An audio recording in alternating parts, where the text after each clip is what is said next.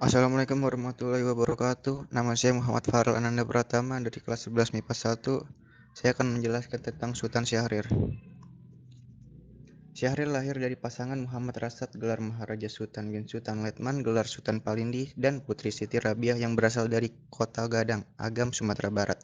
Ayahnya menjabat sebagai penasihat Sultan Delhi dan kepala jaksa di Medan. Syahrir mengenyam sekolah dasar, ILS, dan sekolah menengah mulu terbaik di Medan. Hal ini mengantarkannya kepada berbagai buku-buku asing. Pada 1926, ia selesai dari mulu dan masuk sekolah lanjutan atas AMS di Bandung, yang merupakan sekolah termahal di Hindia Belkalian saat itu. Syahrir aktif dalam klub debat di sekolahnya. Ia juga berkecimpung dalam aksi pendidikan melek huruf, serta gratis bagi anak-anak dari keluarga tak mampu dalam Tahja Volksuniversität. Aksi sosial Syahrir kemudian menjurus jadi politik ketika para pemuda masih terikat dalam perhimpunan-perhimpunan kedaerahan. Pada tanggal 20 Februari 1927, Syahrir termasuk dalam ke-10 orang penggagas pendirian Himpunan Pemuda Nasionalis Jong Indonesia. Perhimpunan itu kemudian berubah nama menjadi Pemuda Indonesia yang menjadi motor penyelenggara Kongres Pemuda Indonesia. Kongres monumental yang menyetuskan Sumpah Pemuda pada 1928. Syahrir juga aktif dalam Perhimpunan Indonesia (PI) yang saat itu dipimpin oleh Muhammad Hatta. Penghujung tahun 1931, Syahrir meninggalkan kampusnya untuk kembali ke tanah air dan terjun dalam pergerakan nasional. Syahrir secara bergabung dalam Organisasi Partai Nasional Indonesia (PNI) baru yang pada Juni 1932 diketuainya. Bersama Hatta, Syahrir mengemudikan PNI baru sebagai organisasi pencetak kader-kader pergerakan. Berdasarkan analisis pemerintahan kolonial berkalian, gerakan politik Hatta dan Syahrir dalam PNI baru justru lebih radikal ketimbang Soekarno dengan PNI-nya yang mengakalikan mobilisasi massa. Karena takut akan potensi revolusioner PNI baru, pada Februari 1934, pemerintahan kolonial berkalian menangkap dan mempenjarakan, kemudian membuang Syahrir, Hatta, dan beberapa pimpinan PNI baru ke Boven Digol yang akhirnya setahun kemudian dipindahkan ke Berkalian Daerah selama 6 tahun. Sementara Soekarno dan Hatta menjalin kerjasama dengan Jepang, Syahrir membangun jaringan gerakan bawah tanah anti-fasis. Syahrir yakin Jepang tak mungkin memenangkan perang. Oleh karena itu, kaum menggerakkan mesti menyiapkan diri untuk merebut kemerdekaan di saat yang tepat. Syahrir juga berperan memaksa Soekarno dan Hatta untuk memproklamasikan kemerdekaan pada 15 Agustus. Karena Jepang sudah menyerah, Syahrir siap dengan masa gerakan bawah tanah untuk melancarkan aksi perebutan kekuasaan sebagai simbol dukungan rakyat. Syahrir juga menulis Perjuangan Kita, sebuah risalah peta persoalan dalam revolusi Indonesia, sekaligus analisis ekonomi politik dunia usai Perang Dunia II. Tulisan-tulisan Syahrir dalam Perjuangan Kita membuatnya tampak berseberangan dengan menyerang Soekarno.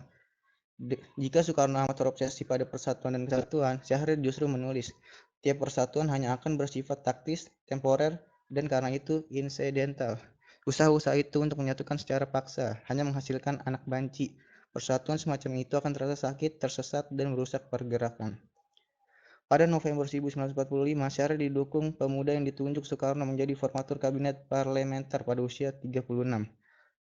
Mulailah lakon Syahrir dalam panggung memperjuangkan kedaulatan Republik Indonesia. Sebagai Perdana Menteri termuda di dunia, merangkap Menteri Luar Negeri dan Menteri Dalam Negeri.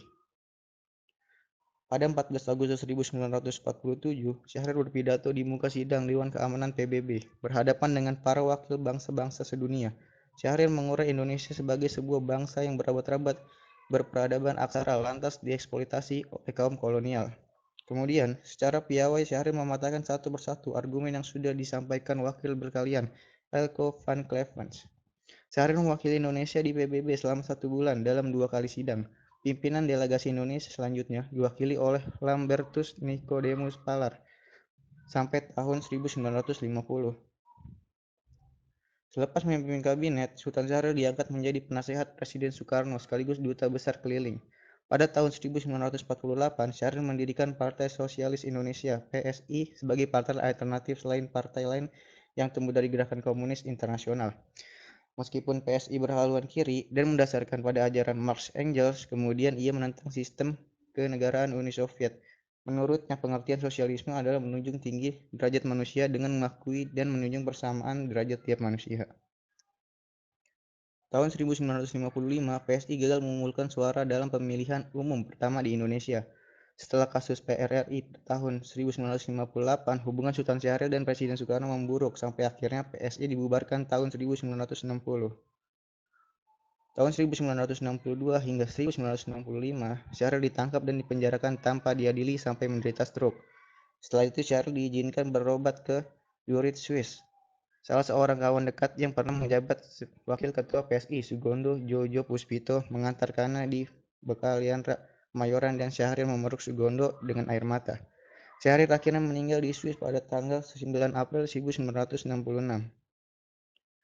Karya-karya Sultan Syahrir adalah Pikiran dan Perjuangan pada tahun 1950, Pergerakan Sekerja tahun 1933, Perjuangan Kita tahun 1945, Indonesia Over Peasingen tahun 1946, Renungan Indonesia tahun 1951, Out of Exile tahun 1949, Renungan dan Perjuangan tahun 1990, Sosialisme dan Marxisme tahun 1967, Nasionalisme dan Internasionalisme tahun 1953, karangan-karangan dalam sikap sosialis dan sosialisme Indonesia Pembangunan pada tahun 1983.